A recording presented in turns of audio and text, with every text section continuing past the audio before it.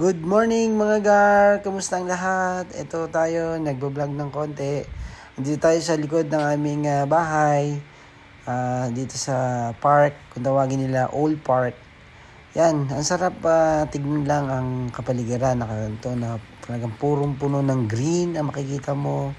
Pero mas syempre, mas sarap, mas kasama ang iyong pamilya sa ganitong lugar. Alam ko darating at ibibigay ni Lord yan in the perfect time. Kaya wait lang tayo. Hayaan natin siya ang kumilos sa ating buhay. Kaya be positive always mga gar. Kaya at konting ikot-ikot lang, enjoying the nature and the place. Kaya yun gar. Ingat kayong lahat at salamat. At susunod, yan, magsiswimming kami dyan ng mga bata. Wow!